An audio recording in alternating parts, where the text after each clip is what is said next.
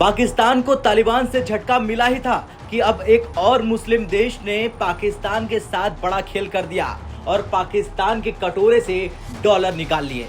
दरअसल ये देश कोई और नहीं बल्कि सऊदी अरब है, जिसने पाकिस्तान में रिफाइनरी स्थापित करने से साफ इनकार कर दिया और इससे पाकिस्तान को अरबों डॉलरों का झटका लगा।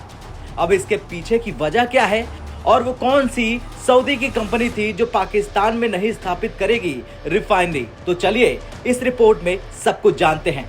दरअसल पाकिस्तान ने दुनिया के तमाम देशों के सामने कटोरा फैलाया, लेकिन उनमें से दो ऐसे देश हैं जिनके सामने पाकिस्तान फूट फूट कर रोता है और पिछले 20 साल से कटोरा फैलाए हुए है। ये हैं चीन और सऊदी। लेकिन अब इसमें से एक देश है सऊदी, जो धीरे धीरे पाकिस्तान से अपना पीछा छुड़ा रहा, क्योंकि सऊदी को पता है कि ये पाकिस्तान बार बार कटोरा लेकर भीख मांगने उसके पास पहुंच जाएगा।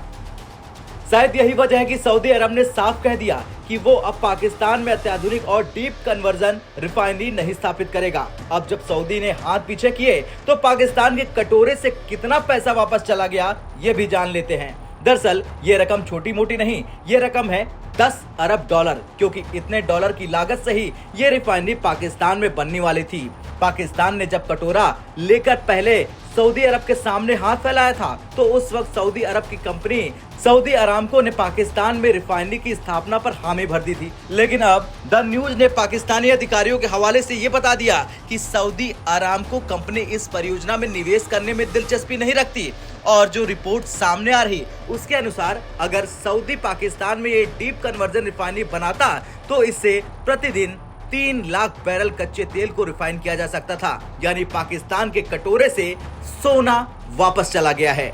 अब ये तो था पाकिस्तान के कटोरे से कितना पैसा वापस चला गया, लेकिन अब पाकिस्तान में सऊदी ने ऐसा क्यों किया ये भी जानना जरूरी है। तो इसके पीछे की मेन वजह ये है कि इस परियोजना में निवेश करने के लिए सऊदी अरामको को दिखावा करना पाकिस्तान को भारी पड़ गया।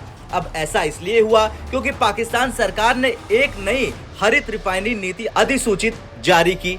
अब इसमें सऊदी सरकार की इच्छा के अनुसार 25 सालों के लिए 7.5% डीम ड्यूटी और 20 सालों के टैक्स छूट के भारी प्रोत्साहन शामिल है। और जैसे ही इस डेवलपमेंट की बात आई वैसे ही इससे जुड़े अधिकारियों ने बताया कि सऊदी अरामको के शीर्ष पदाधिकारियों ने मना कर दिया पाकिस्तान के अधिकारियों के साथ हालिया बातचीत के दौरान कि उसने खुद को सऊदी सरकार से अलग कर लिया है और काफी हद तक विनियम हासिल कर लिया है।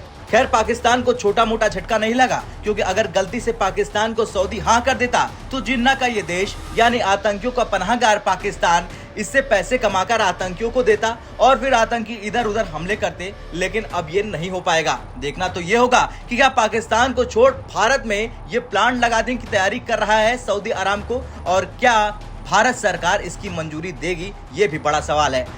आपका क्या कहना है सऊदी के इस फैसले पर? कमेंट कर जरूर बताएं। ब्यूरो रिपोर्ट, भारत तक।